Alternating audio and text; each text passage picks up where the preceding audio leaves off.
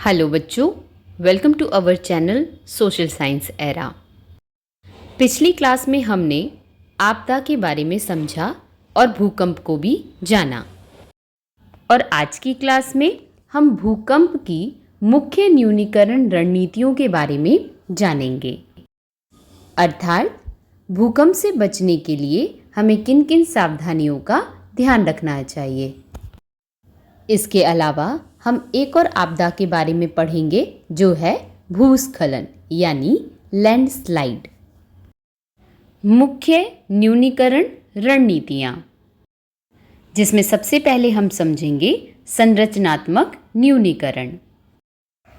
अभियांत्रिक रचनाएं, अर्थात इमारतों को इस तरीके से डिज़ाइन और निर्मित किया जाना चाहिए कि वे ज़मीनी झटकों को सहन कर सके। निर्माण अभ्यास में सुधार के लिए वास्तुकला और इंजीनियरिंग इनपुट को एक साथ रखा जाना चाहिए। निर्माण से पहले मिट्टी के प्रकार का विश्लेषण किया जाना चाहिए। संरचनाओं का निर्माण नर्म मिट्टी पर नहीं किया जाना चाहिए। नर्म मिट्टी पर बनी इमारतों के क्षतिग्रस्त होने की संभावना अधिक होती है, भले ही भूकंप की तीव्रता अधिक ना हो। इसी तरह की समस्या जलोढ़ मैदानों और नदी के किनारों पर देखी जाती है। नर्म मिट्टी होने पर भारी नुकसान होता है। तो बच्चों, अब जान लेते हैं गैर संरचनात्मक न्यूनीकरण के उपाय, जिसमें हम समझेंगे सार्वजनिक जागरूकता और शिक्षा को। तो बच्चों, भले ही भूकंप के सटीक स्थान की भविष्यवाणी करना अभी भी कठिन है, लेकिन भूभौतिकी विदों और अन्य वैज्ञानिकों के पास वास्तविक झटके के समय और उसकी तीव्रता के संबंध में अपार जानकारी उपलब्ध है। यह जानकारी रेडियो और टेलीविज़न के माध्यम से जनता तक पहुंचाई जानी चाहिए और समाचार पत्रों में पहले से प्रकाशित की जानी चाहिए।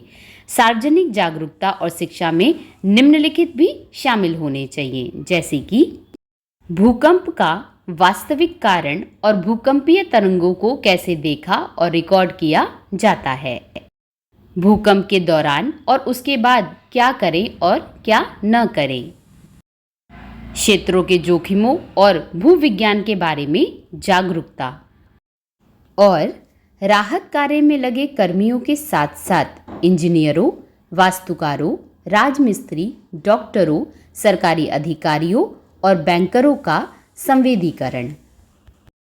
तो बच्चों, आपको समझ आया कि भूकंप से बचने के लिए हमें क्या क्या सावधानियों का ध्यान रखना चाहिए।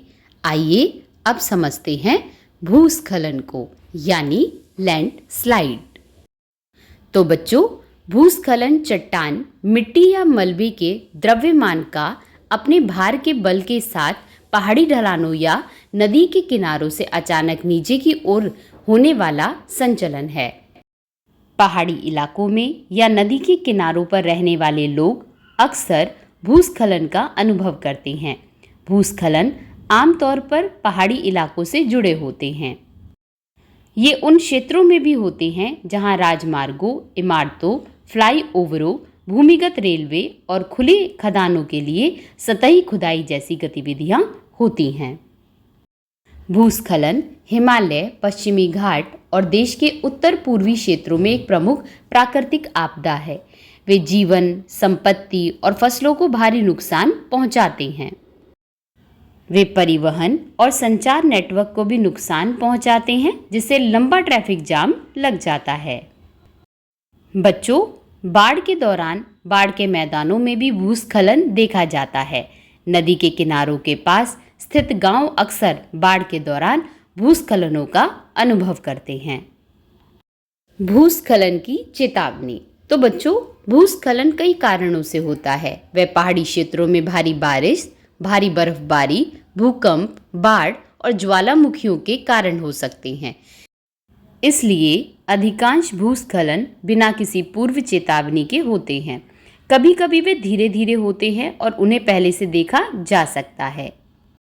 बच्चों, भूस्खलन की घटना को इंगित करने के लिए कोई स्पष्ट रूप से स्थापित चेतावनी प्रणाली नहीं है, इसलिए इसकी भविष्यवाणी करना कठिन है। हालांकि भूविज्ञान जल विज्ञान, वनस्पति आवरण, अतीत में हुई घटनाओं तथा उस क्षेत्र में उनके प्रभावों से संबंधित उपलब्ध जानकारियों का प्रयोग करके उच्च जोखिम वाले क्षेत्रों की पहचान की जा सकती है। जीवन और संपत्ति की हानि को कम करने के लिए बेहतर तैयारी करना तथा उचित शमन उपायों को अपनाना आवश्यक है। तो बच्चों, वो उपाय क्या होने चाहिए उसको हम अगली कक्षा में जानेंगे।